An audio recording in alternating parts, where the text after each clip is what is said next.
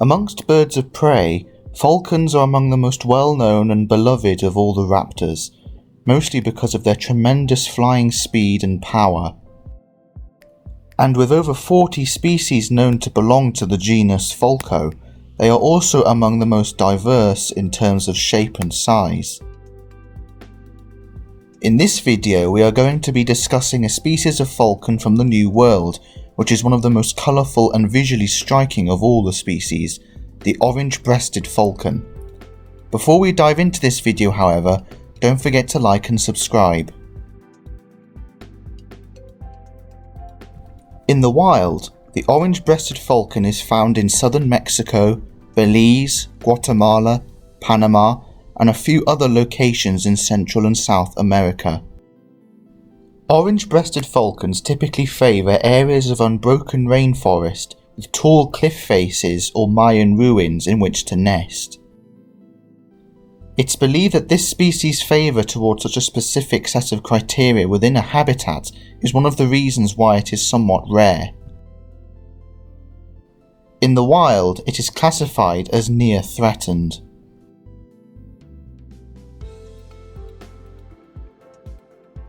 With its distinctive blackish and grey upperparts and striking orangey red underparts specifically on its chest, hence its name, as well as its distinctive bright yellow feet and cere, the orange-breasted falcon is by far one of the most colourful falcons in the world.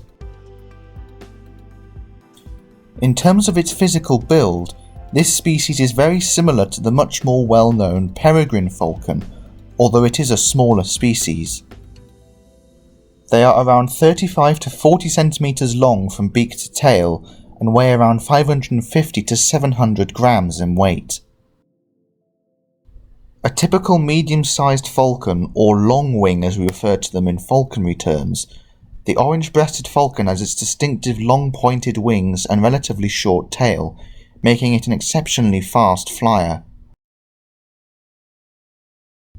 Much like the peregrine falcon, the orange-breasted falcon is a highly aerial and skilled hunter that prefers to catch much of its prey on the wing.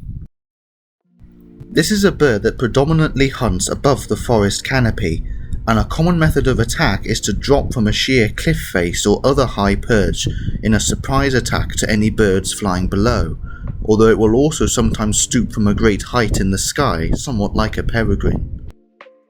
The orange-breasted falcon also pursues its prey in level flight as well, and is frequently observed using this method of attack against large gatherings of birds and bats during dawn and dusk, intercepting them as they pass. Although no official tests of this falcon's speed have yet been made, it is contended by many observers of this falcon that the orange-breasted could potentially rival even the peregrine in terms of speed in level flight at least, although the peregrine is still undoubtedly the king in terms of speed in a stoop. Much like the peregrine falcon, the orange-breasted falcon is mostly a bird-eater, with over 45 species of birds known to have been documented as prey items in Belize and Guatemala alone, which is this falcon's particular stronghold. As previously mentioned, however, they will also predate bats on the wing, as well as occasionally large insects.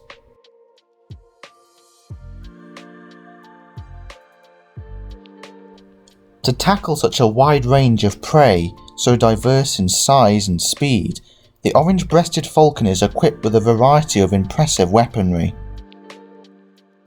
They are very compact and muscular birds for their size, and they also possess, as you can see here, an unusually large and powerful beak. Falcons have a particularly strong bite force for their size, and the pronounced tomial tooth or notch on their upper mandible is frequently used to bite through the necks of their prey in order to dispatch it quickly. The orange-breasted falcon also has enormous feet and talons for its size. In fact, they are said to be the largest in relation to its body of any falcon alive in the world. Like so many raptors that hunt mostly other birds, long toes are an adaptation for more effective prey capture in flight, thanks to the extra surface area. However, whereas most other bird hunters have long, thin toes, the orange-breasted falcon has much thicker toes in relation to its foot span.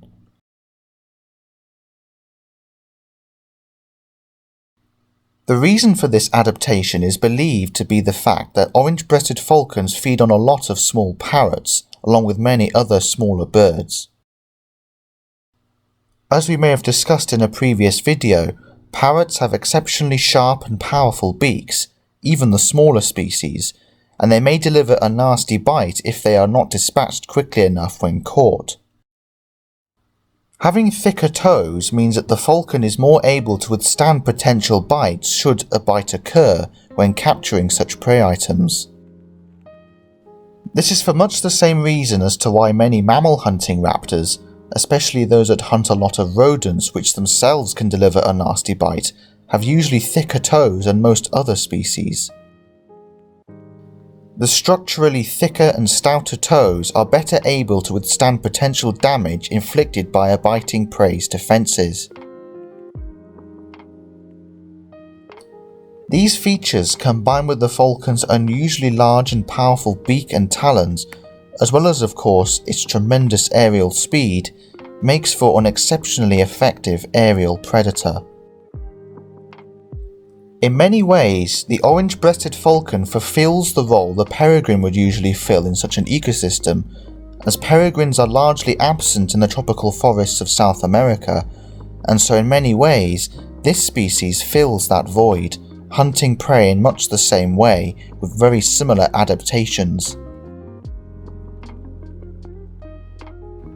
The orange-breasted falcon lives alongside other species too, including the very similar looking bat falcon, which, as its name implies, hunts a lot of bats as part of its diet.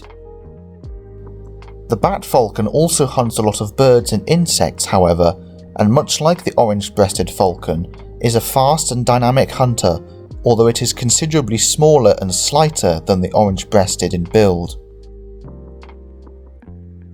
Across Central and South America, there are 3 falcons in particular that stand out, as they all have very similar colorations at first, but each have slightly different niches in their ecology and hunt in slightly different ways. The orange-breasted falcon, the bat falcon, and thirdly, the aplomado falcon, which we've touched on in a previous video. Thank you all for watching. I hope you enjoyed this short video discussing a species of falcon which I find particularly interesting, although it doesn't seem to get as much attention as its more infamous cousins, like the peregrine. Until next time, I'll see you in the next one.